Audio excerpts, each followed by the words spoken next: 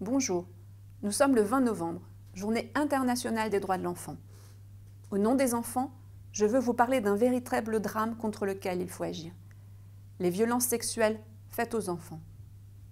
Savez-vous que 20 000 enfants portent plainte chaque année pour des violences sexuelles?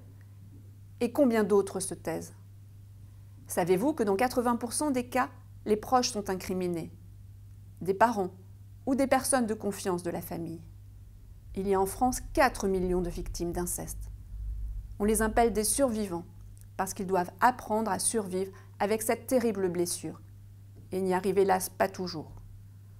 Trop souvent, la société et les familles opposent un silence accablant aux faits, isolant plus encore l'enfant dans son incompréhension et son désespoir. C'est un véritable tabou. Il n'y a pas de prévention dans les écoles, il n'y a pas de formation pour les professionnels de santé ou de l'enfance. Le mot inceste avait été enlevé du code pénal depuis la Révolution et n'a été réintroduit que le 14 mars 2016.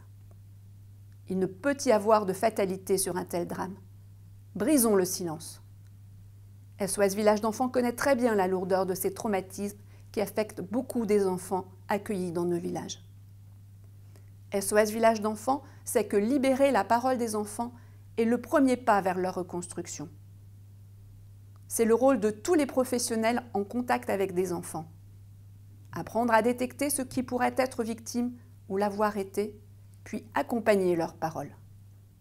C'est pourquoi nous venons de développer une formation spécifique pour les femmes et les hommes que leur métier met en contact avec les enfants.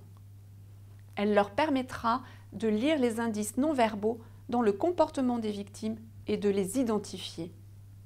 Elle les aidera à en parler avec eux de manière adaptée et à les orienter vers les structures compétentes pour leur prise en charge. Ainsi, les survivants vivront sans doute mieux parce qu'ils seront reconnus comme victimes et pourront se reconstruire. Chacun d'entre nous doit être un protecteur de l'enfant. Chacun d'entre nous doit être attentif à donner une vraie vie d'enfant à chaque enfant. Ne l'oublions pas.